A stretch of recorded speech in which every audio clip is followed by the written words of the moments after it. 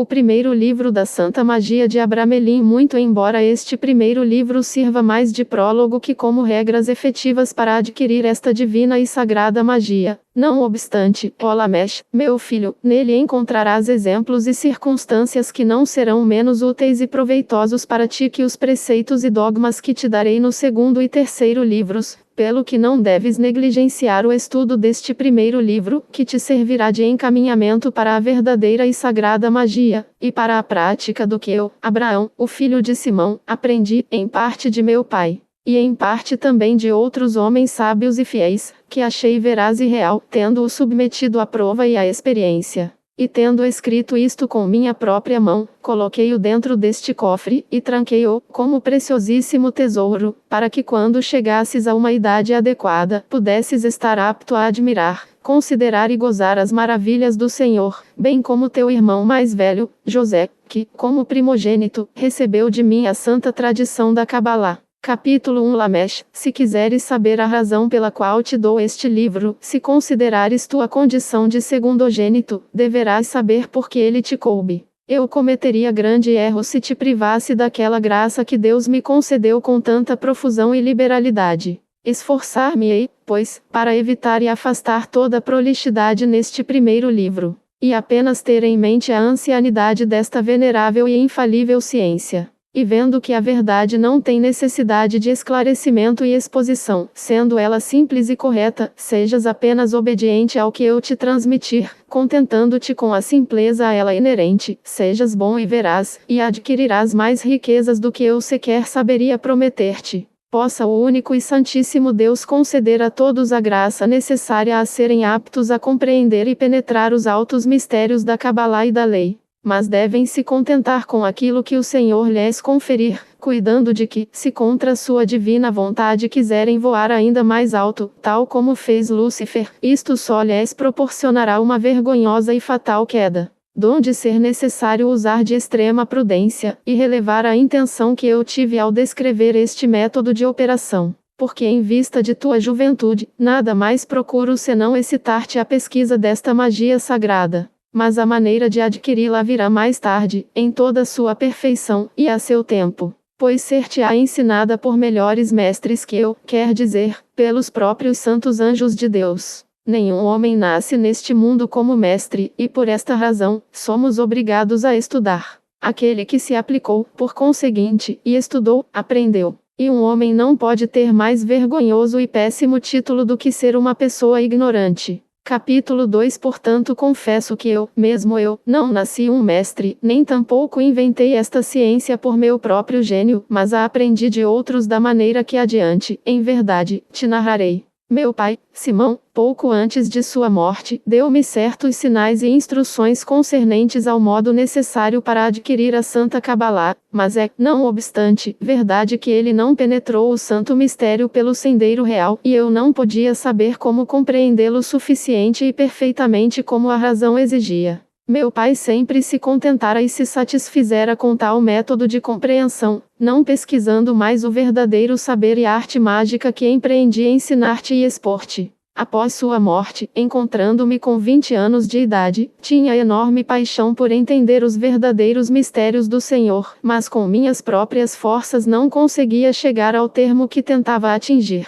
Soube que em Mogúncia havia um rabino que era um sábio notável, e corria a notícia que ele possuía inteiramente a sabedoria divina. O grande desejo que eu tinha de estudar induziu-me a ir procurá-lo para que com ele me ilustrasse. Mas este homem também não havia recebido do Senhor o dom e uma graça perfeita, porque, muito embora ele se esforçasse por me manifestar certos profundos mistérios da Santa Cabalá, de modo algum cumpriu seu objetivo, e em sua magia de forma alguma fez uso da sabedoria do Senhor, mas ao invés, valeu-se de certas habilidades e superstições de nações infiéis e idólatras, em parte derivadas dos egípcios, conjuntamente com imagens dos medos e dos persas, e com ervas dos árabes, bem como com a força dos astros e constelações. E, por fim, ele extraíra de cada povo e nação, e mesmo dos cristãos, alguma arte diabólica. E em tudo os espíritos o cegavam a tal ponto, se bem que o obedecendo em algumas coisas ridículas e inconsequentes, que ele, de fato, acreditava que sua cegueira e erro eram a verdadeira magia, não progredindo seu estudo da verdadeira e sagrada magia. Eu também estudei seus experimentos extravagantes, e por 10 anos fiquei eu imerso em tamanho erro, até que ao cabo dos 10 anos cheguei, no Egito, à casa de um sábio ancião cujo nome era Abramelin, que me colocou no real sendeiro, como logo te declararei, e deu-me ele melhor instrução e doutrina que todos os outros. Mas, eis que esta particular graça foi-me concedida pelo Todo-Poderoso Pai de toda mercê, isto é, o Todo-Poderoso Deus, que pouco a pouco iluminou meu entendimento e abriu meus olhos para ver, admirar, contemplar e buscar sua divina sabedoria, de maneira tal que tornou-se-me possível entender e compreender mais e mais o mistério sagrado pelo qual penetrei no conhecimento dos santos anjos, gozando sua visão e sua sagrada conversação, dos quais no devido tempo depois recebi os fundamentos de verdadeira magia, e como comandar e dominar os espíritos malignos. De forma que, à guisa de conclusão deste capítulo, não posso dizer que de outro modo recebi a real instrução exceto de Abramelin e a real e incorruptível magia senão dos santos anjos de Deus. Capítulo 3. Já mencionei no capítulo precedente que, imediatamente após a morte do meu pai, ative-me à busca da verdadeira sabedoria e do mistério do Senhor. Agora, neste capítulo, referir-me-ei brevemente aos lugares e países pelos quais passei para tentar saber das boas coisas. E faço isto a fim de que possa servir-te de regra e exemplo, não desperdiçar tua juventude em questões mesquinhas e inúteis, como meninas sentadas à volta do fogo. Pois nada há de mais deplorável e desprezível num homem que em tudo se achar ignaro. O que trabalhou e viajou, muito aprendeu. E aquele que não aprendeu como se conduzir e governar quando longe de sua terra natal, ainda menos o saberá em sua própria casa. Vivi então, após a morte de meu pai, por 4 anos com meus irmãos e irmãs, e estudei cuidadosamente como dar bom uso ao que meu pai legou-me depois de seu falecimento. E vendo que meus recursos eram insuficientes para contrabalançar as despesas às quais eu era compelido, após ter ordenado todos os meus afazeres e negócios, tanto quanto o permitiram minhas forças, parti, indo para a Vormácia, até Mogúncia, para lá encontrar um muito idoso rabino chamado Moisés, na esperança de que pudesse nele encontrar o que almejava.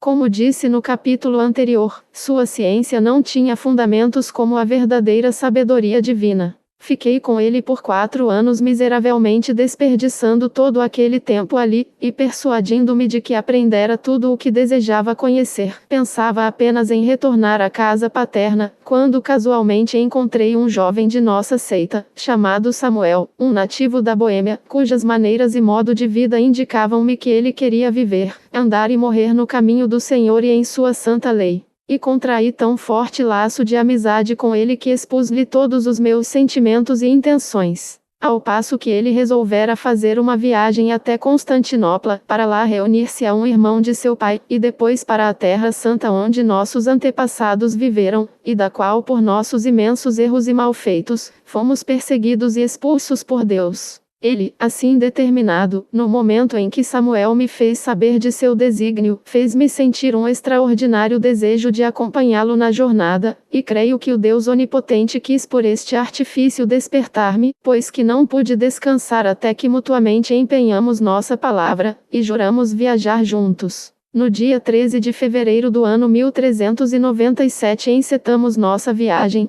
passando pela Alemanha, Boêmia, Áustria e então pela Hungria e Grécia até Constantinopla, onde ficamos por 2 anos, e que eu nunca deixaria, não tivesse a morte me arrebatado Samuel, eventualmente, após súbita enfermidade. Encontrando-me só, novo impulso de viajar apossou-se de mim, e tanto empenho nisso depositou meu coração, que fiquei vagando de um lugar para outro, até ocasionalmente chegar ao Egito, onde deslocando-me constantemente pelo período de 4 anos numa e noutra direção. Quanto mais praticava as experiências da magia de Rabi Moisés, tanto menos nisso me comprazia. Prossegui viagem até nossa antiga terra, onde fixei residência por 1 ano, e nada vi, nem ouvi nada senão miséria, calamidade e infelicidade. Após este período de tempo, lá encontrei um cristão que também viajava a fim de descobrir aquilo que eu também procurava. Entramos em acordo e resolvemos ir às partes desertas da Arábia em busca daquilo que ardentemente anelávamos, na certeza de que, como nos fora dito,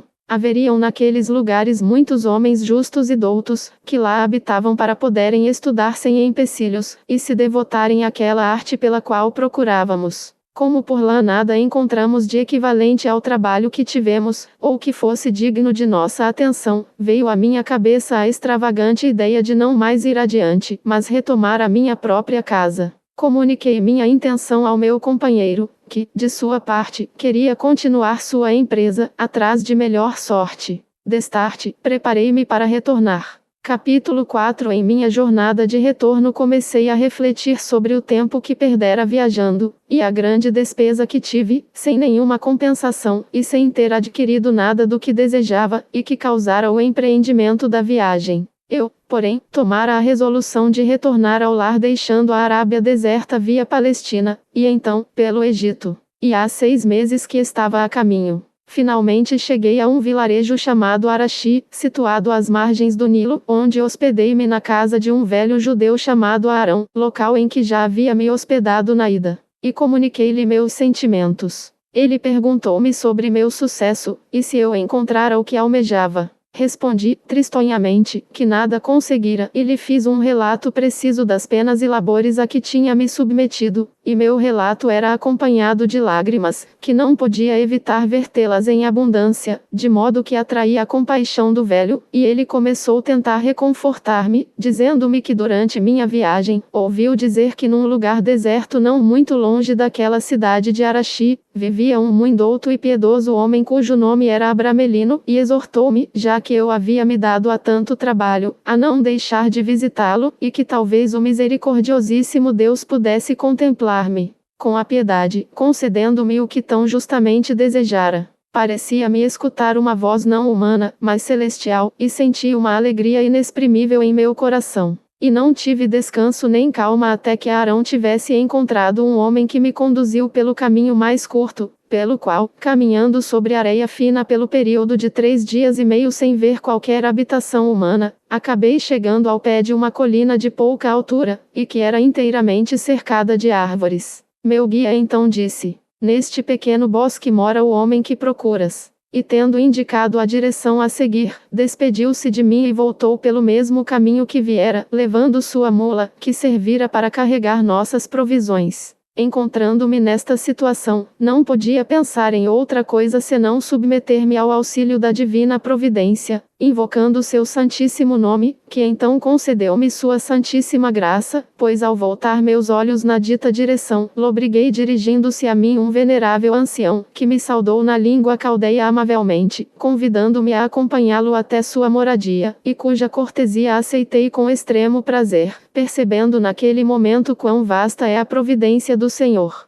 O bom ancião foi muito gentil para comigo e tratou-me bondosamente, e durante uma infinidade de dias ele não conversou comigo sobre nenhum outro assunto senão o temor de Deus, exortando-me a levar uma vida bem normada, e, de tempos em tempos, advertiu-me de certos erros dos homens por sua fraqueza, e ademais, fez-me conhecer que detestava a aquisição de riquezas e bens, no que estávamos constantemente empenhados em ganhar em nossas cidades através de tão grande usura e dano dirigidos contra nosso próximo. Exigiu-me uma soleníssima e exata promessa de mudar meu modo de vida, e viver, não de acordo com nossos falsos dogmas, mas no caminho e lei do Senhor, promessa que tendo eu para sempre inviolavelmente observado, e estando mais tarde entre meus parentes e outros judeus, perante eles passei por louco e perverso, mas dizia para comigo mesmo: seja feita a vontade de Deus, e que o respeito humano não nos desvie do caminho reto, pois que o homem é um enganador.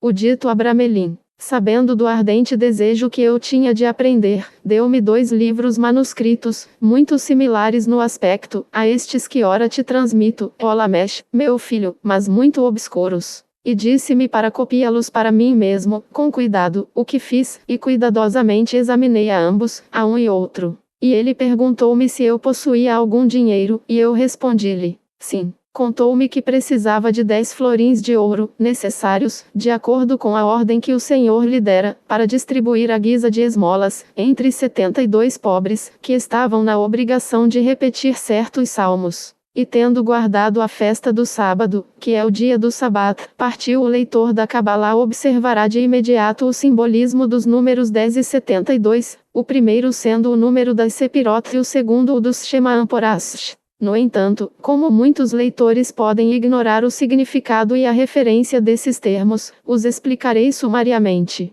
As 10 Sepirot são as ideias e concepções mais abstratas dos 10 números da escala decimal comum, e são empregadas na Cabalá como um recurso ideal para explicar as diferentes emanações ou atributos da divindade. Foi assim que Pitágoras utilizou as ideias abstratas dos números como um meio de instrução metafísica. Os Shema-Amporash ou nome dividido é um método cabalístico de investigar as naturezas do nome de 4 letras e Jeová, que contém, como se considera, todas as forças da natureza, para Arashi porque era mister que ele pessoalmente distribuísse o dinheiro. E ordenou-me jejuar por 3 dias, quer dizer, na quarta, quinta e sextas-feiras seguintes, contentando-me com apenas um repasto por dia, que não devia ser de sangue, nem de coisa morta. Também instou-me que principiasse assim com exatidão, sem falhar minimamente, pois que para bem operar é extremamente necessário bem começar, e instruiu-me para repetir todos os 7 salmos de Davi uma só vez a cada um desses 3 dias,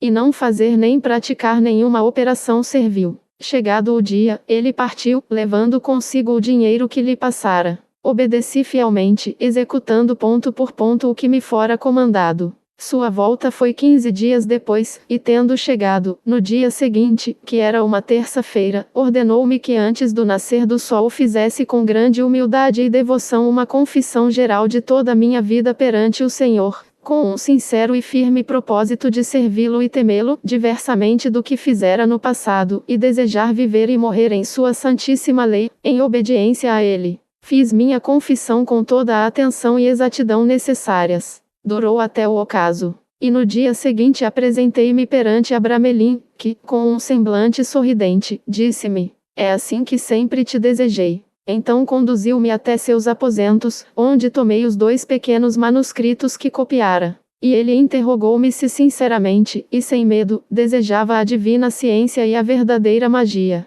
Respondi-lhe que era apenas esse fim e o único motivo que me induzira a empreender viagem tão longa e trabalhosa, com o fito de receber esta especial graça do Senhor. E eu, disse Abramelin, confiando na mercê do Senhor, concedo e transmito-te esta sagrada ciência, que deves obter do modo que te é prescrito nos 2 pequenos manuscritos, sem omitir a mínima coisa imaginável de seu conteúdo, e de maneira alguma glosar ou comentar o que ele possa ou não ser, haja visto que o artista que executou esse trabalho é o mesmo Deus que do nada tudo criou. De forma alguma usarás esta sacra ciência para ofender o grande Senhor, nem para operar o mal contra teu próximo. Não deves comunicá-la a nenhuma pessoa viva a quem não conheças profundamente por longa prática e conversação, examinando bem se essa pessoa realmente pretende trabalhar para o bem ou para o mal. E se quiseres transmitir-lhe, deverás bem observar e pontualmente, a mesma maneira e proceder, de que me utilizei para contigo.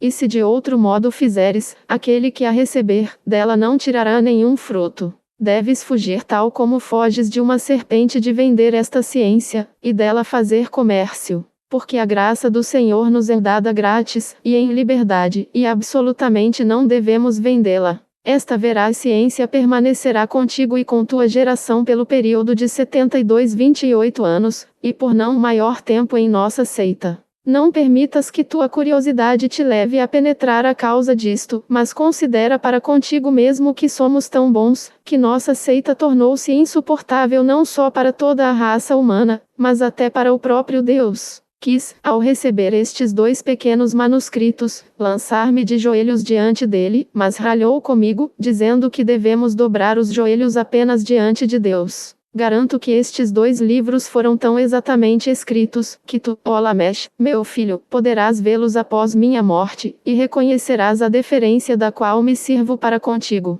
É verdade que, antes de minha partida, li-os e estudei-os muito bem, e sempre que encontrei algo difícil ou obscuro, recorri a Abramelin, que com caridade e paciência me esclarecia. Estando completamente instruído, despedi-me dele, tendo recebido sua bênção paterna, símbolo não só em uso entre os cristãos, mas que também era o costume de nossos ancestrais. Parti, e tomei o rumo de Constantinopla, onde tendo chegado, adoeci, e minha enfermidade durou o período de 2 meses. Mas o Senhor em sua mercê dela libertou-me, ganhando eu logo minhas forças, e encontrando uma nau pronta para zarpar em direção a Veneza, nela embarquei, e tendo descansado alguns dias, parti para Trieste, onde, tendo aportado, tomei a estrada pela região da Dalmácia, retornando à casa paterna, onde vivi entre meus parentes e irmãos. Capítulo 5. Não é satisfatório viajar e percorrer o estrangeiro e ver muitas terras, se não se retira disso nenhuma experiência de proveito.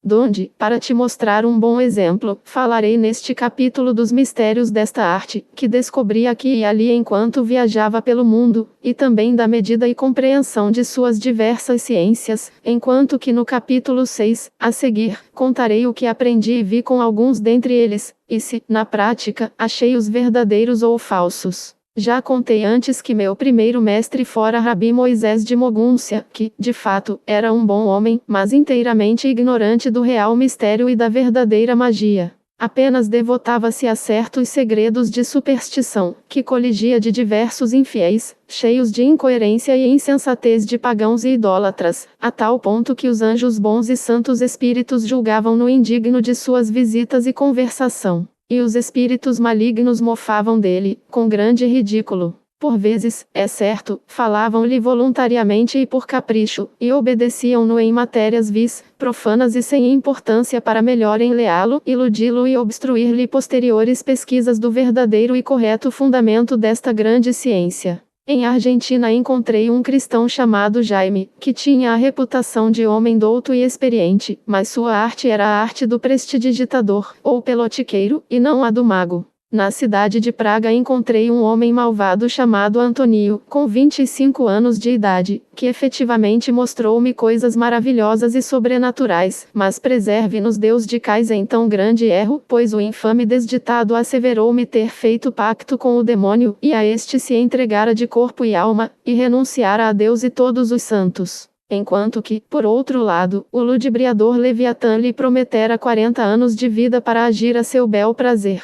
Fez todos os esforços, assim como estava obrigado pelo pacto, a persuadir-me e arrastar-me para o precipício do mesmo erro e miséria. Mas logo apartei-me dele, partindo, por fim. Até hoje canta-se pelas ruas o terrível fim que se lhe abateu. Possa o Senhor Deus, com sua misericórdia, preservar-nos de semelhante infortúnio. Isto nos sirva de espelho de alerta para nos mantermos afastados de toda maligna empresa e perniciosa curiosidade. Na Áustria encontrei uma infinidade, mas eram todos ignorantes, ou tal como os boêmios. No reino da Hungria encontrei apenas pessoas ignorantes de Deus e do diabo, e que eram piores que as alimárias. Na Grécia encontrei muitos homens sábios e prudentes, mas eram todos infiéis, entre os quais havia 3, que moravam, mormente, em locais desertos, e que me mostraram grandes coisas, assim como causar tempestades num instante, como fazer o sol aparecer na noite, como parar o curso dos rios, e como fazer a noite surgir ao meio-dia, e tudo pela força de seus encantamentos, e pela aplicação de cerimônias supersticiosas. Perto de Constantinopla, num lugar chamado Epia, havia um certo homem que, ao invés de encantamentos, fazia uso de certos números que ele escrevia sobre a terra. E por meio destes causava a aparição de certas visões extravagantes e terrificantes. Mas para todas essas artes não havia uso prático, mas apenas a perda de corpo e alma, porque tudo isto funcionava apenas por pactos particulares, sem fundação real. E também todas essas artes exigiam muito tempo, e eram falsíssimas, e quando esses homens eram mal sucedidos, tinham sempre prontas 1000 mentiras e escusas. Na mesma cidade de Constantinopla encontrei 2 homens de nossa lei, a saber, Simão e o Rabi Abraão, que podemos classificar juntamente com o Rabi Moisés de Mogúncia. No Egito pela primeira vez encontrei 5 pessoas que eram estimadas e reputadas como sábias, entre as quais 4, a saber, Orai, Abimesh, Alcaon e Orilash, que executavam suas operações com o concurso dos astros e das constelações, acrescentando muitas conjurações diabólicas, e orações profanas e ímpias, e executando tudo ainda com grande dificuldade. O quinto, chamado Abimelu, operava por intermédio e auxílio de demônios, para os quais preparava estátuas, e sacrificava, e assim eles o serviam com suas artes abomináveis. Na Arábia faziam uso de plantas, ervas e pedras, tanto as preciosas quanto as comuns. A divina misericórdia inspirou-me então a retornar, guiando-me até Abramelin, que foi quem me declarou o segredo, e abriu-me a fonte e verdadeiro manancial do mistério sagrado, e da verdadeira e antiga magia que Deus passara a nossos antepassados. Também em Paris encontrei um sábio chamado José que, tendo abjurado a fé cristã, tornou-se judeu. Este homem verdadeiramente praticava magia do mesmo modo que Abramelin, mas estava longe de chegar à perfeição, porque Deus, em sua justiça, nunca concede o perfeito, verdadeiro e basilar tesouro àqueles que o renegam. Independentemente do fato de que pelo resto de suas vidas possam ser os mais santos e perfeitos homens do mundo. Fico pasmo ao considerar a cegueira de muitos que se deixam orientar por mestres malignos, que se comprazem na falsidade e, podemos dizer, com o próprio demônio, entregando-se a feitiçarias e idolatrias, uns de um modo, outros diversamente, com o resultado de perderem suas almas. Mas a verdade é tão grande, o diabo tão enganador e malicioso, e o mundo tão frágil e infame, que devo admitir que de outra maneira as coisas não poderiam ser.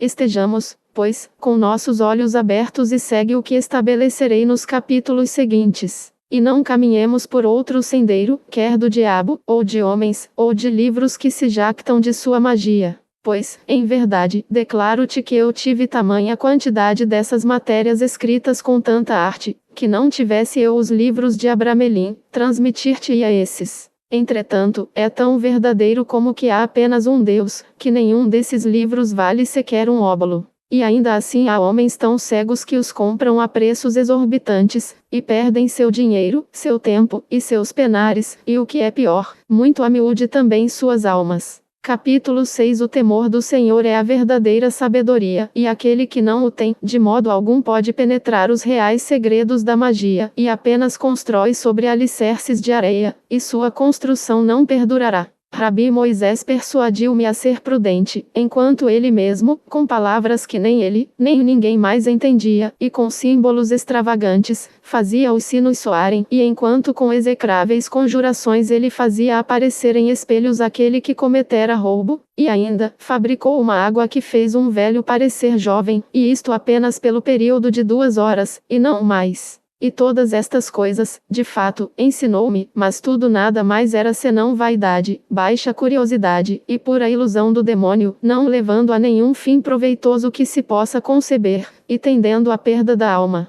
E quando tive o verdadeiro conhecimento da magia sagrada, inclusive esqueci-as, e bani-as de meu coração. Aquele ímpio boêmio, com o auxílio e assistência de seu associado, executava feitos surpreendentes. Tornava-se invisível, costumava voar pelos ares, entrar pelos buracos de fechadura nos lugares trancados, conhecia nossos maiores segredos, e certa feita contou-me ele coisas que apenas Deus poderia saber.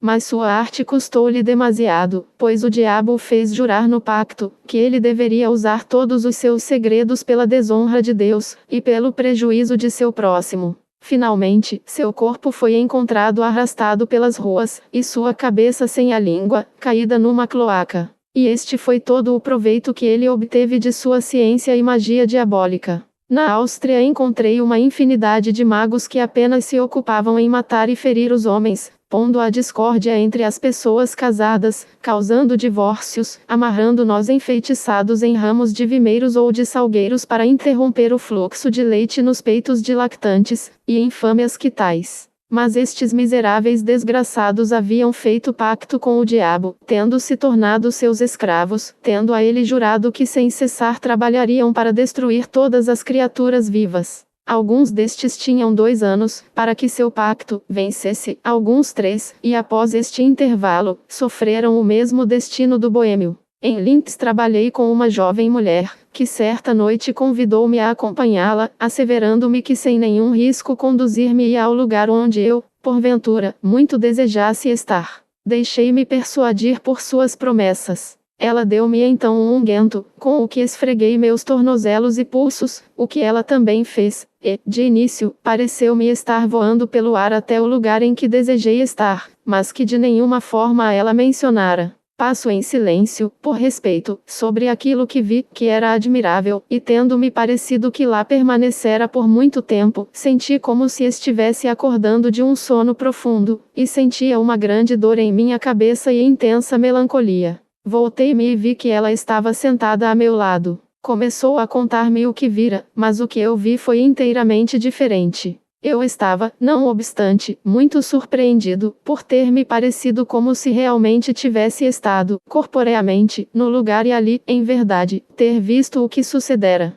Porém, pedi-lhe um dia para que fosse sozinha àquele mesmo lugar, e trazer-me notícias de um amigo, que sabia estar, com certeza, a 200 léguas. Prometeu-me a fazê-lo no período de 1 hora. Esfregou-se com o mesmo unguento, e eu muito esperava vê-la sair voando. Mas ela caiu no chão, ficando ali cerca de 3 horas, como se morta estivesse, e assim comecei a recear que, de fato, tivesse morrido. Ao fim, começou a estremecer, como pessoa que acorda, e ergueu-se em pé e muito prazerosamente principiou a dar-me conta de sua expedição, dizendo ter estado no lugar onde meu amigo estava, e tudo o que estava fazendo, o que era inteiramente contrário à sua profissão. Donde concluí que o que ela me contava era um simples sonho, e que esse unguento era um causador de um sono fantástico. E depois ela confessou-me que esse unguento lhe fora presenteado pelo diabo. Todas as artes dos gregos são encantamentos e fascinações, e os demônios mantêm-nos encadeados a estas artes amaldiçoadas, de modo que o fundamento da verdadeira magia seja-lhes desconhecido, o que os tornaria mais poderosos que aqueles.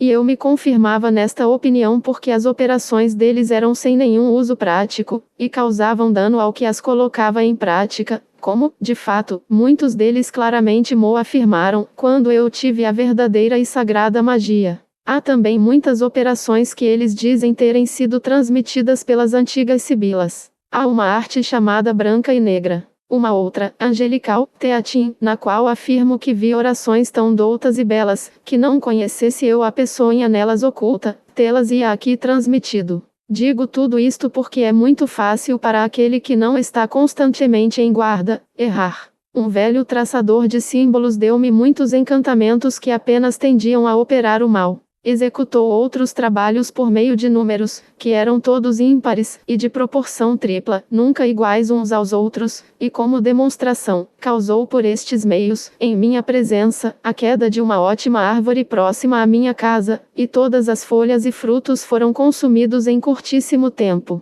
E contou-me que nos números escondia-se um grande mistério, porque por meio dos números pode-se executar todos os trabalhos para amizades, riquezas, honras, e todas as espécies, de coisas boas e más. E afirmou-me que ele as havia experimentado, mas que algumas que ele sabia serem certas, ainda não lhe haviam ocorrido. Concernente a este particular, encontrei a razão através do sábio Abramelin, que me contou que isto sucedia e dependia de um mistério divino, quer dizer, da Cabalá, e que sem isso, não se poderia ter sucesso. Tudo isso observei, e muito mais, e aqueles que possuíam estes segredos outorgaram-nos por amizade. Queimei estas receitas. Depois, na casa de Abramelin, sendo elas coisas absolutamente distantes da vontade de Deus, e contrárias à caridade que devemos a nosso próximo, todo homem sábio e prudente pode cair, não for ele defendido e guiado pelo anjo do Senhor, que a mim assistiu, prevenindo minha queda em tal estado de desgraça, e que me dirigiu, imerecidamente, do baú da obscuridade para a luz da verdade.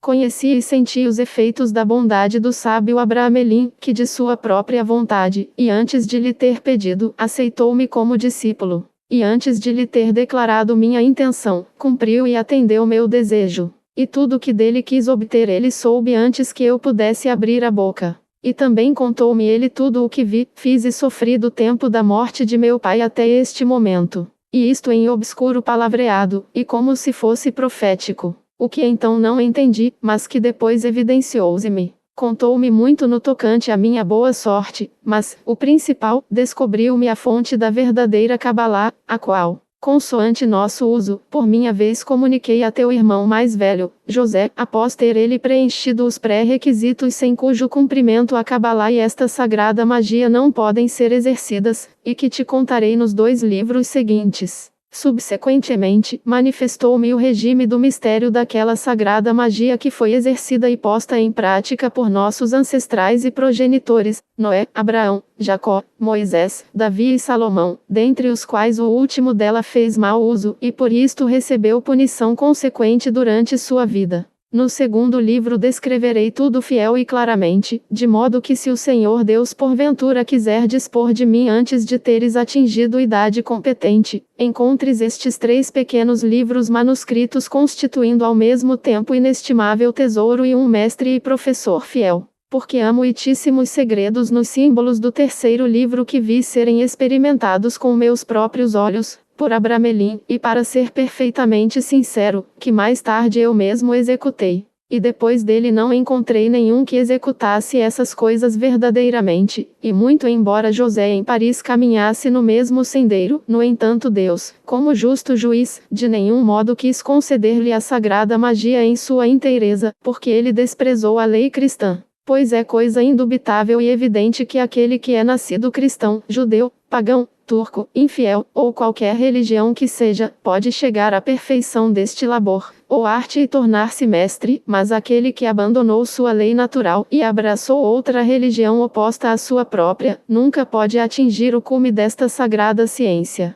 Muitos ocultistas não compartilharão seguramente desta opinião. Uma coisa é simplesmente abandonar uma forma ou seita religiosa degradada e materializada por outra, o que é, talvez, pouco, se é que algo melhor. E outra coisa completamente diferente é buscar a verdadeira religião que está à base de todas, e que não poderia ser inteiramente verdadeira se não fosse isenta do sectário. Capítulo 7. Deus, o Pai de misericórdia, tendo-me concedido a graça de retornar são e salvo à minha terra, retribuí-lhe de acordo com minhas pequenas forças, minúscula porção do que lhe devia. Agradecendo-lhe por tantos benefícios que recebi dele, e em particular pela aquisição da Cabalá, na casa de Abramelin. Agora apenas restava-me trazer à prática esta sagrada magia, mas muitas coisas de importância e barreiras se apresentavam, entre as quais meu casamento era a maior. Logo, considerei conveniente postergar sua realização, e uma barreira principal era a inconveniência do lugar em que eu morava.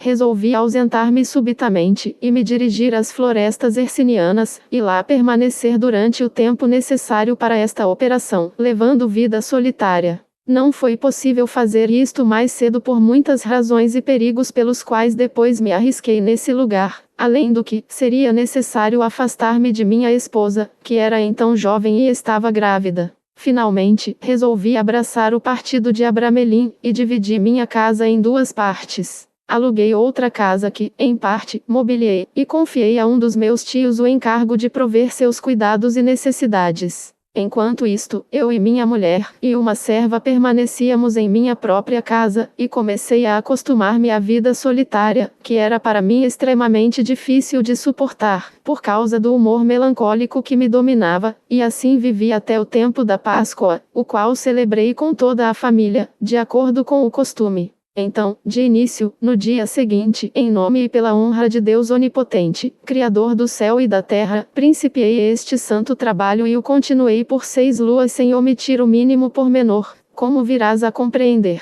Expirado o período de 6 luas, o Senhor concedeu-me sua graça por sua mercê. Conforme a promessa feita a nossos antepassados, desde que iniciei minha oração a Ele, Ele dignou-se a conferir-me a visão e a aparição de seus santos anjos, com o que experimentei tamanha felicidade, consolação e contentamento d'alma, que não pude expressá-lo ou consigná-lo por escrito. E durante os 3 dias, enquanto fruía esta suave e deliciosa presença, com indizível contentamento, meu santo anjo, que Deus misericordiosíssimo me destinara desde minha criação como meu guardião, falou-me com a máxima bondade e afeição. Não só mostrou-me a verdadeira magia, como até mesmo facilitou-me os meios para consegui-la. Confirmou-me como verdadeiros os símbolos da Cabalá que eu recebi de Abramelin e proporcionou-me os meios fundamentais pelos quais eu podia ter uma infinidade de outros, em meus trabalhos, a meu bel prazer, asseverando-me que posteriormente me instruiria por completo.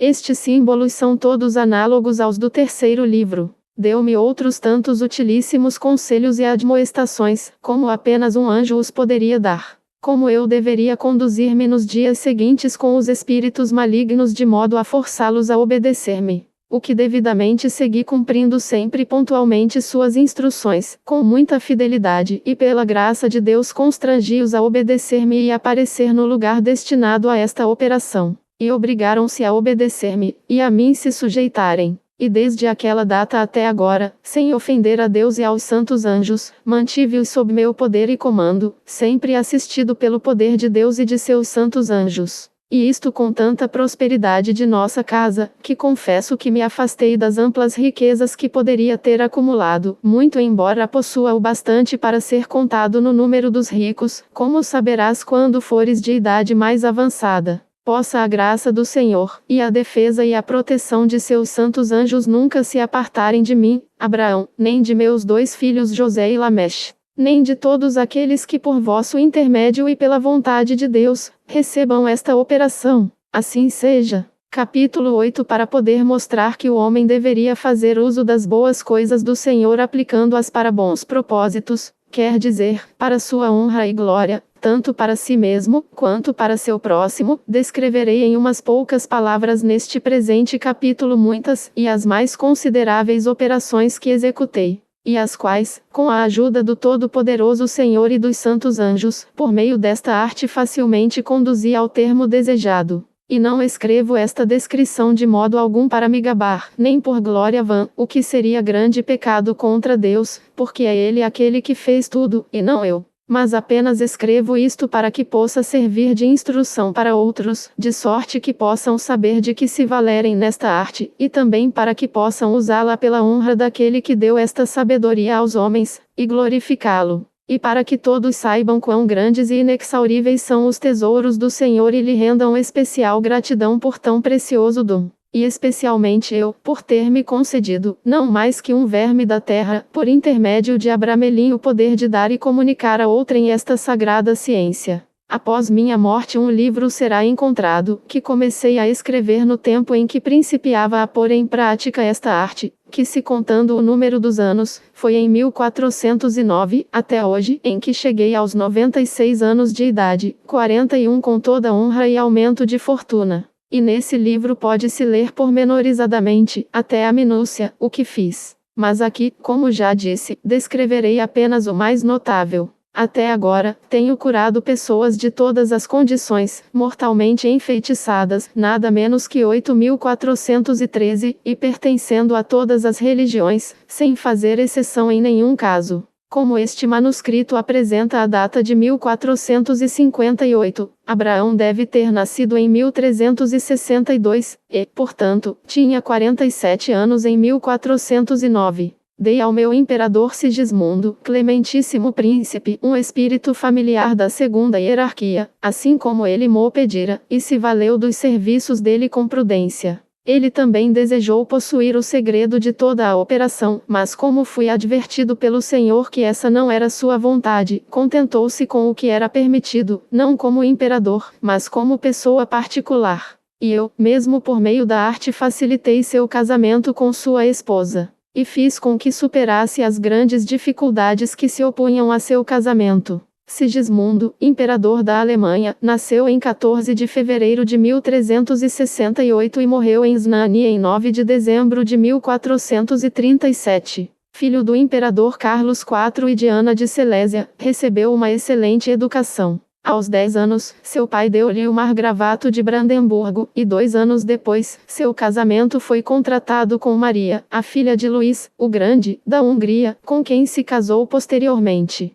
Foi nomeado pelo sogro seu sucessor no trono da Polônia. Mas os nobres preferiram Ladislau, o sobrinho de Casimiro, o Grande. Entretanto, em 1386, ele se apoderou da Hungria, repeliu os poloneses, subjugou os nobres rebeldes, e em seguida marchou contra os valáquios e os turcos, mas foi derrotado, e mais tarde, a despeito da ajuda da França e da Inglaterra, perdeu a Batalha de Nicópolis em 1396. Escapou a bordo de um navio no Mar Negro, e por 18 meses foi um fugitivo de seu reino, sendo aprisionado no momento de seu reingresso na Hungria pelos nobres descontentes e trancafiado na cidadela de Ziclos. Escapando dali para a Boêmia, ele, contudo, reconquistou seu trono e em 1410 foi levado ao império por um partido entre os eleitores, enquanto que José, Marquês de Moravia, e Venceslau foram eleitos por outras facções. Uma coincidência notável, considerando-se que nesta ocasião, quando 3 imperadores detinham o império, o papado também era detido por 3 papas, a saber, João XXIII, Baltazar Cassa, um napolitano, Gregório XII, Ange Conrario, um veneziano e Benedito XIII, Pierre de Lune, um espanhol. A morte de José e a renúncia de Venceslau deixaram Sigismundo como senhor único do império. Após ter recebido a coroa de prata em Aix-la-Chapelle em 1414, foi presidir o Conselho de Constança, no qual João Hus foi condenado, a despeito do salvo-conduto que ele obtivera do imperador. Empenhou-se em dar fim às diferenças entre as igrejas romana e grega, visitou a França e a Inglaterra sob o pretexto de reconciliar Carlos V e Henrique V, mas, como alguns afirmam, visando formar uma liga com este último contra a França, de maneira a recuperar o antigo reino de Arles. A morte de seu irmão Venceslau em 1419, tomou o senhor da Boêmia, no momento em que a insurreição dos hussitas estava no seu auge. Começou uma guerra de extermínio contra eles, mas foi derrotado por Zisca em 1420, o que resultou numa guerra que durou 15 anos. Em 1431, enquanto era coroado rei da Itália em Milão, suas tropas experimentavam derrotas tão severas que foi forçado a conceder termos vantajosos aos rebeldes. Mas irromperam dissensões entre estes, e Sigismundo tirou proveito disto para esmagá-los completa e finalmente fazer a Boêmia submeter-se. Reinou 27 anos como imperador da Alemanha, 18 anos como rei da Boêmia, e 51 anos como rei da Hungria. Sua segunda esposa, Barbie, foi chamada por alguns de a Messalina da Alemanha. Também libertei o conde Frederico por meio de 2.000 cavaleiros artificiais, os quais fiz aparecer por minha arte conforme o conteúdo do capítulo 29 do 3º livro, que se segue, das mãos do duque Leopoldo da Saxônia. E o tal conde Frederico sem mim teria perdido tanto sua própria vida, como sua herança. Ao bispo de nossa cidade também mostrei a traição contra seu governo em Oremberg, um ano antes da mesma acontecer. E não digo mais por ser ele um eclesiástico, passando em silêncio por tudo o que depois fiz para lhe prestar serviço. Frederico I, cognominado o Disputador, duque e eleitor da Saxenia, nasceu em Altemburgo em 1369 e morreu em 1428. Foi filho do landgrave e margrave Frederico, o Severo, e de Catarina, condessa de Henneberg. Com apenas 4 anos, Frederico fora contratado para casamento com Ana, filha do imperador Carlos IV. Posteriormente entreteve sérias disputas relativas a este assunto com o imperador Venceslau, irmão de Ana, que colocara a mão da irmã à disposição de outro, mas que, afinal, consentiu em 1397 em pagar a Frederico uma considerável soma por conta de danos. Em 1388, lutou como aliado do burgrave de Nuremberg na Guerra das Cidades Alemãs, e ganhou suas esporas de cavaleiro em 1391 na guerra que ele, em acordo com os cavaleiros teutônicos, travou contra os lituanos. Em seguida, lutou contra Venceslau. Casou-se com Catarina de Brunswick em 1402, e depois de várias guerras e conflitos, a Universidade de Leipzig foi fundada em 1409. A infatigável atividade que esse príncipe revelou a partir de 1420 contra os movimentos dos hussitas, que estavam diretamente ameaçando suas possessões, o destacaram como um valioso auxiliar do imperador Sigismundo, que se achava então numa posição muito crítica. A fim de se assegurar definitivamente da aliança com Frederico, o Disputador, o imperador lhe conferiu o eleitorado e ducado da Saxônia. Mas o primeiro não pôde desfrutar por muito tempo suas novas dignidades encontradas em paz, pois o imperador transferiu todo o peso da guerra com os hussitas para seus ombros. Como os outros príncipes alemães não reagiram prontamente ao apelo do eleitor, o último teve a infelicidade de perder a maior parte de seu exército perto de Brux em 1425.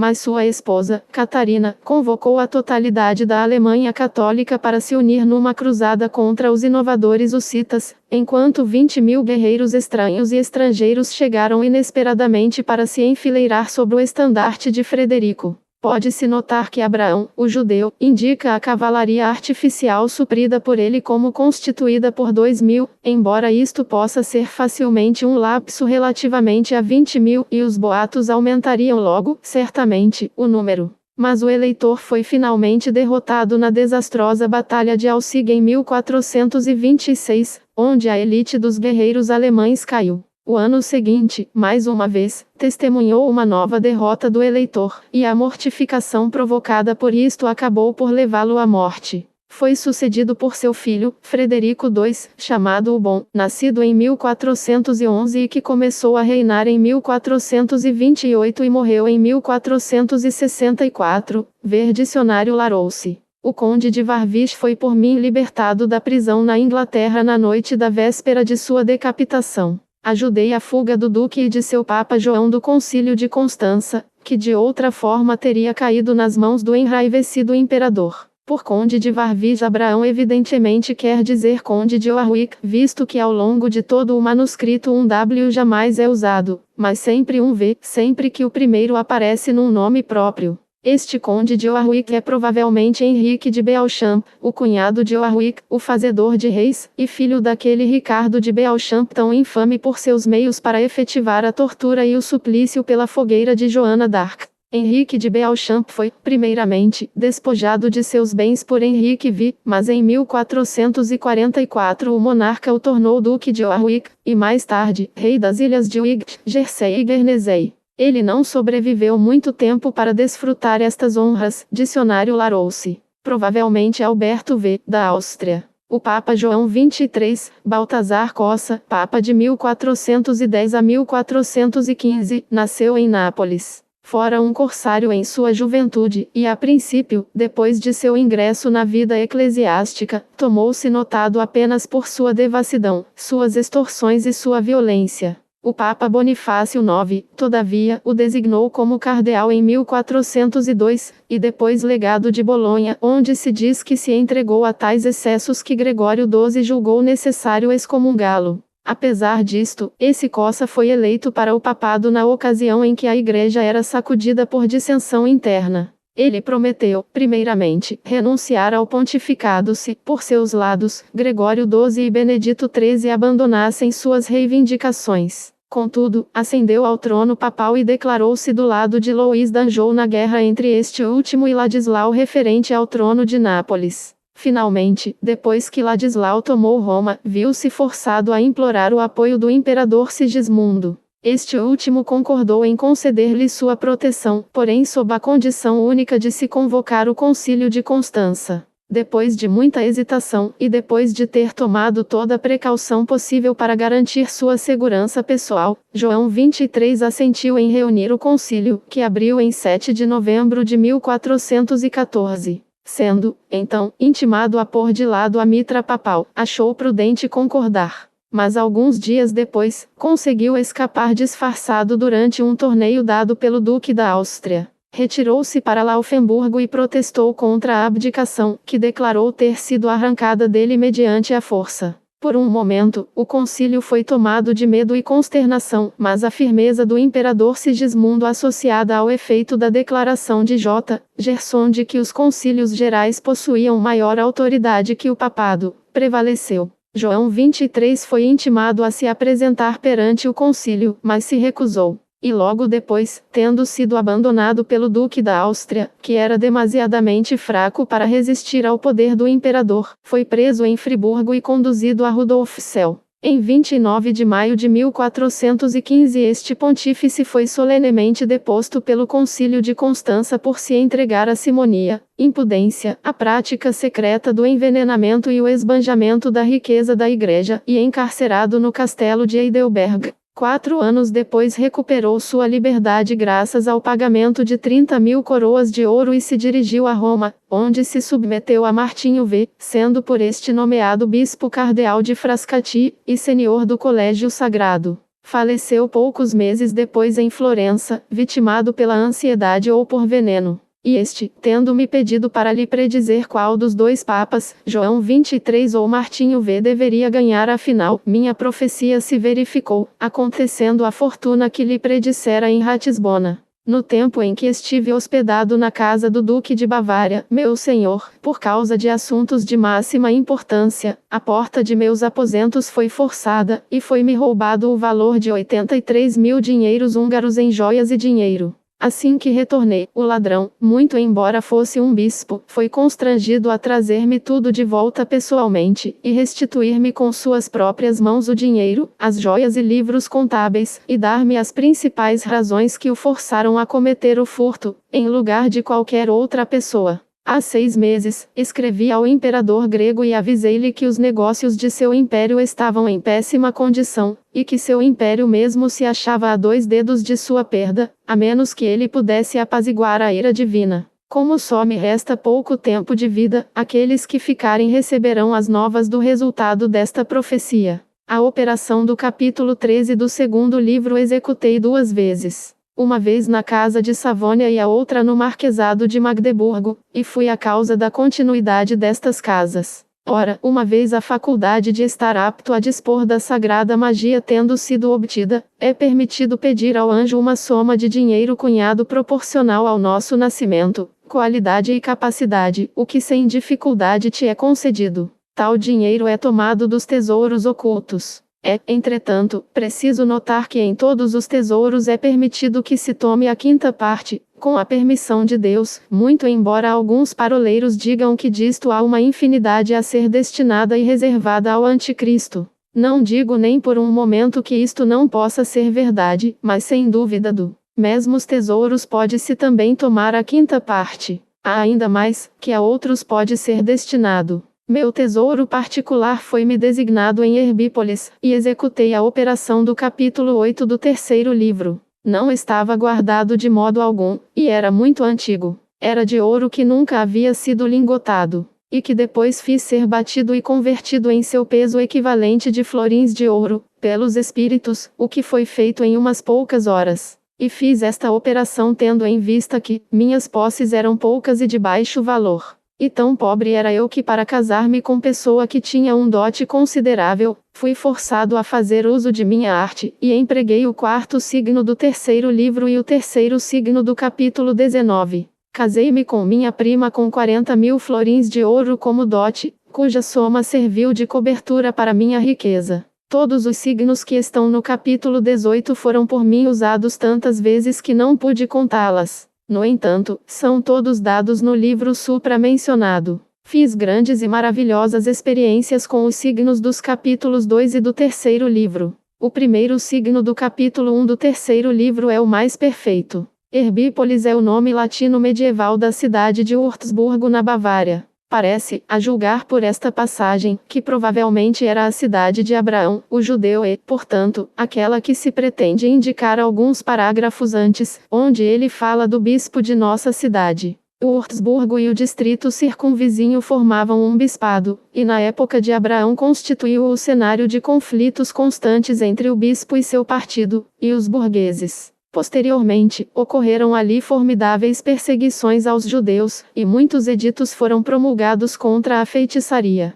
Trata-se evidentemente de um erro relativamente ou ao capítulo 6, o capítulo 16 ou o capítulo 28, provavelmente este último, para se fazer amado por uma parente. O capítulo 18 se intitula Como curar diversas enfermidades, ou seja, o 3º livro. O capítulo 2 se intitula Como obter informações e ser iluminado quanto a toda espécie de proposição e todas as ciências dúbias. O capítulo 8 se intitula Como provocar tempestades. Como conhecer todos os tipos de coisas pretéritas e futuras que não sejam, contudo, diretamente opostas a Deus e contrárias à sua santa vontade. É necessário ser destro e resoluto em todas essas operações, haja visto que nas coisas de Deus podemos cometer erros ainda maiores do que aqueles em que caiu Salomão. Com todos esses signos trabalhei com grande facilidade e agrado, e com grande utilidade, comigo e com os outros. Todas estas operações, e outras em número infinito, executei pelos signos do 3º livro, e nunca deixei de cumprir meus objetivos, fui sempre obedecido, pelos espíritos, e tudo chegava a bom termo, porque sempre obedeci, por minha vez, aos mandamentos de Deus. Também ponto por ponto segui aquilo que me aconselhou meu anjo, prescrevendo-me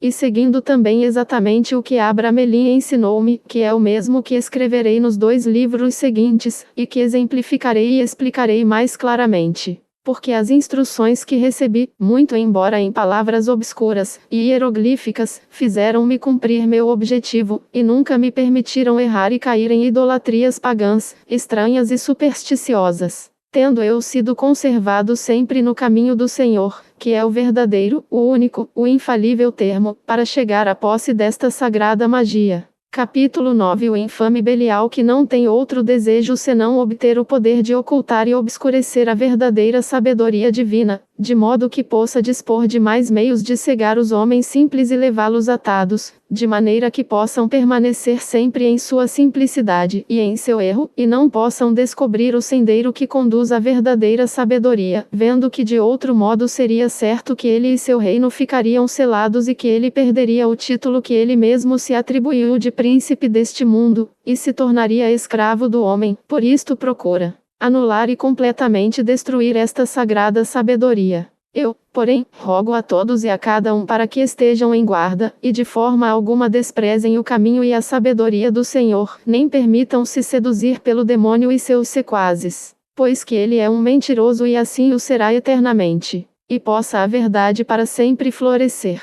Pois seguindo e obedecendo com fidelidade aquilo que escrevi nestes 3 livros, não só atingiremos o fim desejado, como também conheceremos sensivelmente e sentiremos a graça do Senhor, e a assistência real de seus santos anjos, que experimentam incrível prazer vendo que são obedecidos e que pretendemos seguir os mandamentos de Deus, e que suas instruções são observadas. Estes, então, são os pontos particulares sobre os quais insisto. Esta sabedoria tem seu fundamento na alta e santa Cabalá que não é concedida a ninguém exceto aos primogênitos, como Deus ordenou, e como foi observado por nossos predecessores. Donde ter surgido a diferença e a troca, ou permuta entre Jacó e Esaú, a primogenitura sendo a Cabalá, muito mais nobre e maior que a sagrada magia. E pela Cabalá podemos chegar à sagrada magia, mas por esta não podemos ter a Cabalá. Ao filho do servo, ou do adúltero a Cabalá não é concedida, mas apenas ao filho legítimo, como foi no caso de Isaque e Ismael.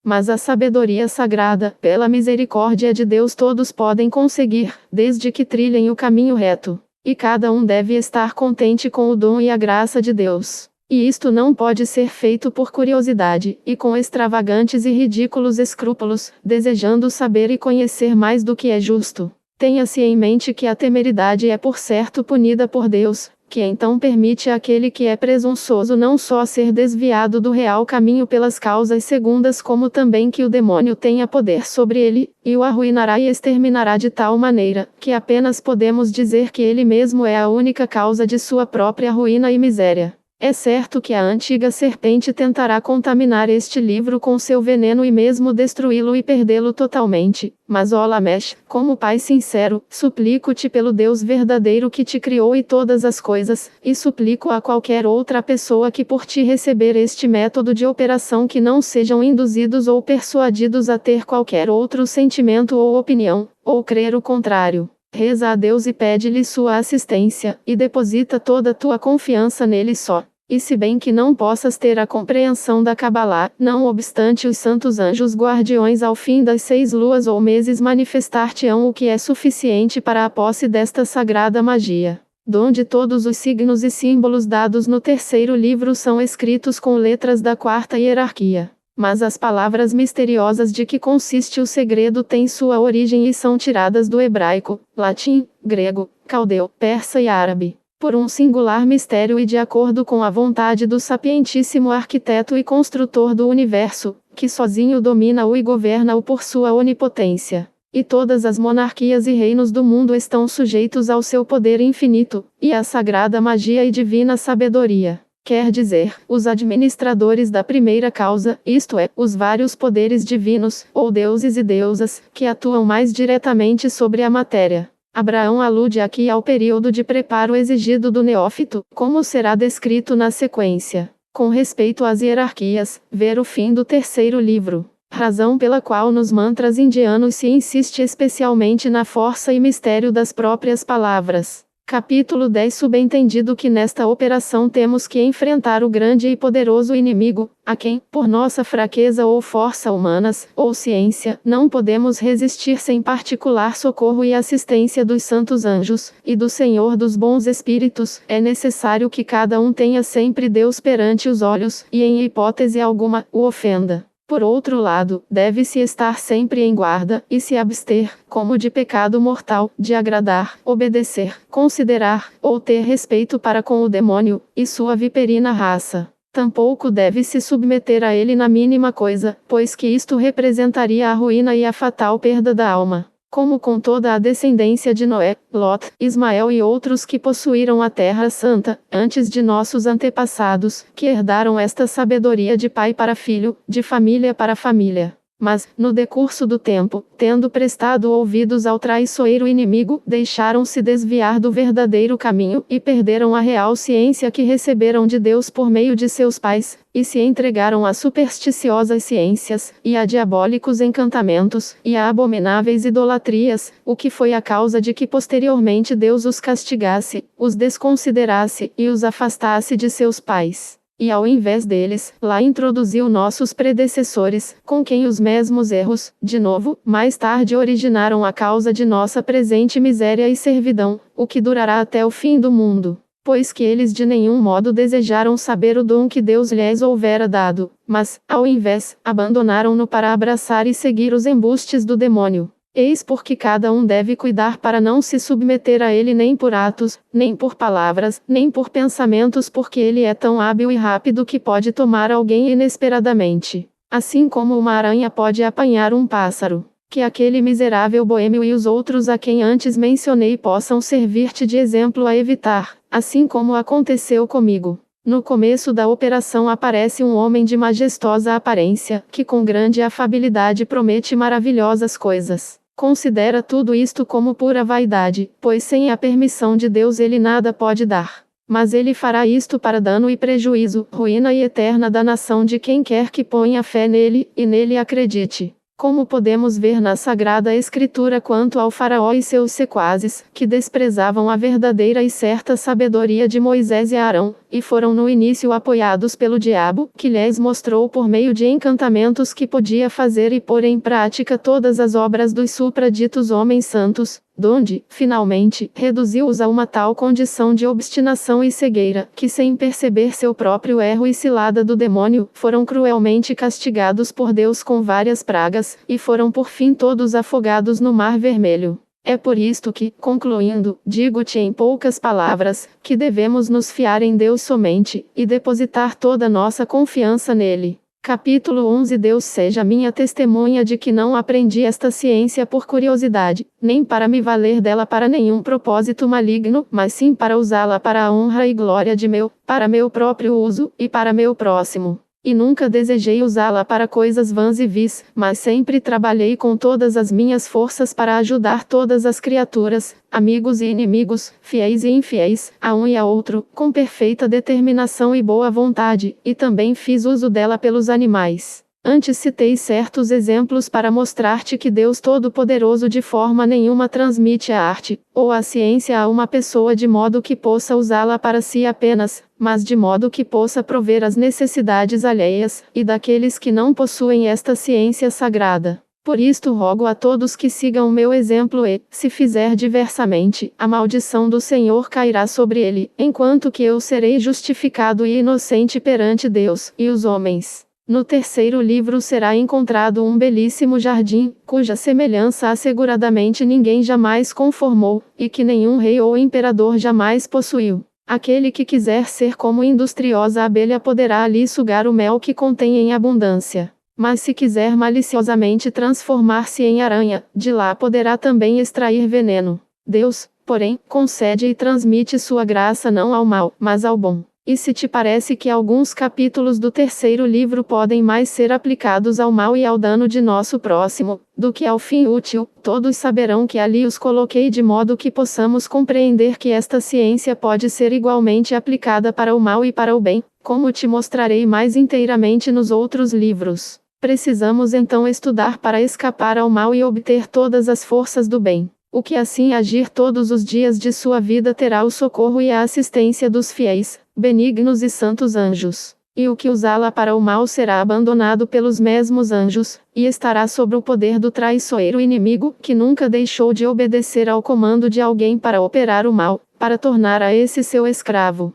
É preciso ter como regra geral e máxima infalível, que sempre que vires um homem repleto de extraordinário desejo de conseguir esta operação para si mesmo, se quiseres transmitir-lhe-a, é necessário testar sua sinceridade e intenções, e protelá-lo, de acordo com as instruções que te dei nestes 3 livros. E se ele procura obtê-la por meios indiscretos, dizendo-te que esta operação pode ou não ser verdadeira, fingindo dúvida, para compelir-te a dar-lhe-a, ou se faz uso de estratagemas, podes então concluir que tal homem não anda pelo sendeiro do Senhor. Se alguém a desejar de forma oposta àquela que Deus emprega para transmiti-la, seria grande presunção. E se qualquer pessoa procurar obtê-la não para si mesma, mas para uma criança ou parente, que não estiver apto a receber tamanho tesouro, aquele que lhe transmitir será culpado de grande mal, e perderá a graça e a sabedoria do Senhor, e privará seus herdeiros das mesmas, eternamente. Se um homem de má vida, o que se deverá perceber por meio deste sagrado saber, persistir em sua má vida e vier ter contigo procurando este mesmo saber, é provável que tal homem não deseje usá-lo para o bem, e numa boa intenção, mas que, tendo-o recebido, usá-lo-á para o mal. Em tal caso, tenho visto e sentido eu mesmo que Deus, que penetra o segredo de nossos corações, pôs, por meios indiretos, obstáculos no caminho do sucesso de um tal, causando dificuldades após dificuldades, de maneira que aquele que desejou possuir esta ciência para usá-la contra seu próximo, e cometer todo tipo de abominações, manifestar-se-á como indigna pessoa aquela que resolvera transmitir-lhe. Evita o comércio e a conversação daqueles que, empenhados na busca desta ciência, agirem e disserem coisas tendentes ao mal. Haja visto que tais pessoas podem tornar-se encantadores diabólicos. Saberás depois mais nos outros livros. Aqui, sou muito prolixo quanto a este ponto, e exagero por ser certo que uma vez dada a operação na devida forma, é ato irrevogável.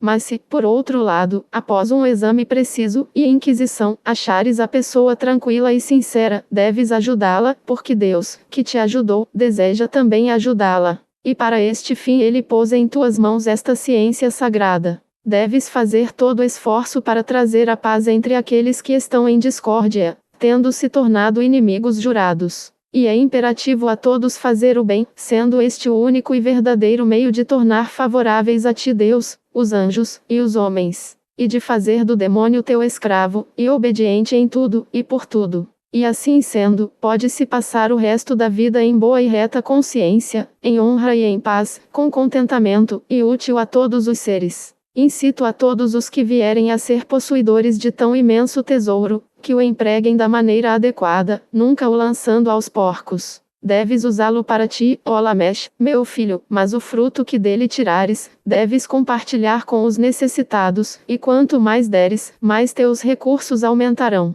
O mesmo sucederá àquele a quem deres. Nestas regiões e países, somos escravos, e justamente afligidos por nossos pecados e pelos de nossos pais. Entretanto, devemos servir ao Senhor da melhor maneira que nos for possível. E assim que se mantenha em segredo o tesouro, que seja dado aos herdeiros sempre que possível, cuidando de não deserdá-los para dá-lo a outrem, e fazendo com que caia nas mãos dos infiéis, ou de tornar os malignos dele possuidores. Capítulo 12. Minha intenção em absoluto foi de ser tão prolixo neste primeiro livro, mas do que não é capaz o amor paterno, e a importância do assunto assim o permite. Que cada um que levar adiante esta gloriosa empresa fique em paz e segurança, porque nestes 3 livros está tudo o que possa ser necessário para esta operação, porque os escrevi com muito cuidado, atenção e precisão, de modo que não há frase que não te dê alguma instrução ou conselho. Porém peço a esse, pelo amor de Deus, que reina, e eternamente reinará, que não comece nenhuma operação antes que pelo espaço de 6 meses tenha lido e relido este livro com zelo e atenção,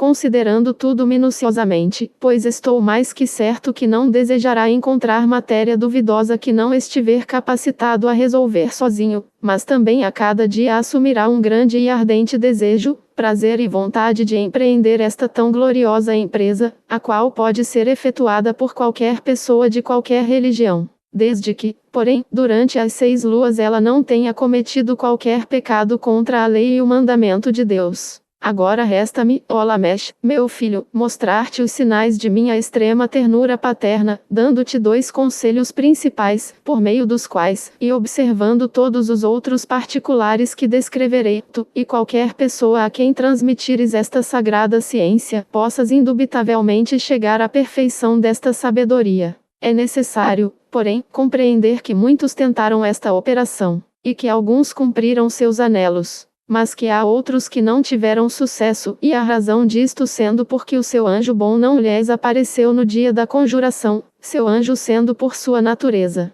Ampiteron, porque a natureza angélica difere tanto da dos homens, que nenhum entendimento ou ciência pode expressar ou descrever, quanto a grande pureza da qual estão eles investidos. Não desejo que tu, Lamesh, meu filho, e teu sucessor, e amigos sejam privados desse grande tesouro. De modo algum penso em abandonar-te em tão essencial matéria. O outro ponto é o salmo que também te contarei. E muito embora transmitas a operação a outra pessoa, muito embora seja amigo, de modo algum deves comunicá-lo a ele, porque este salmo é o preservativo contra todos aqueles a quem deres a santa magia, se quiserem fazer uso dela contra ti. E deve ser capaz de fazer excelente uso dela contra eles. Isto foi concedido pelo Senhor a Davi para sua própria preservação. Quanto ao primeiro ponto, chegado o dia quando for necessário fazer as orações, súplicas e convocações de teu anjo guardião, deverás ter um infante de 6, 7 ou 8 anos de idade, no máximo, que deverá estar vestido de branco, e que deverás lavar dos pés à cabeça, e deverás cobrir-lhe a fronte com um véu de seda branca, muito fino e transparente, que cubra sua fronte até os olhos. E sobre o véu é preciso que antes se escreva em ouro com um pincel um certo signo feito e marcado do modo e ordem que serão indicados no terceiro livro, o qual serve para conciliar e dar graça ao mortal e criatura humana para contemplar a face do anjo.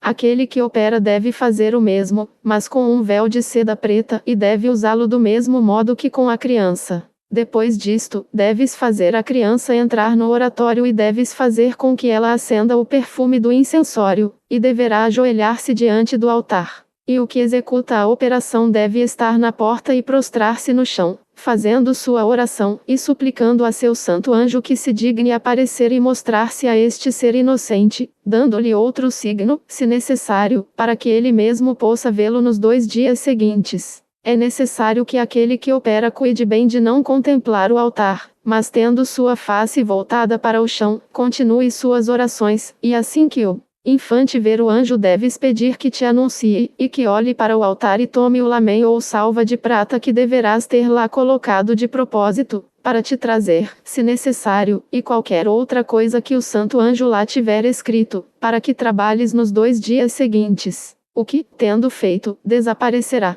O que tendo cuidadosamente feito, a criança te contará. Para isto é preciso instruí-la antes, e deverás pedir-lhe que te traga a pequena salva, pelo que, quando a receberes, saberás o que o anjo te ordenou. E deverás fazer com que ela seja recolocada sobre o altar. Deves deixar o oratório, fechá-lo, e de forma alguma lá deves entrar durante o primeiro dia, podendo tu dispensar a criança. E aquele que realizar a operação deve se preparar durante o resto do dia, para a manhã seguinte, para desfrutar a admirável presença do santo anjo guardião, para obter o fim tão sinceramente desejado, e que não deverá falhar, se seguires o caminho que ele te mostrará. E estes 2 signos são a chave de toda a operação. Pela glória do Santíssimo Nome de Deus e seus santos anjos. Fim do primeiro livro.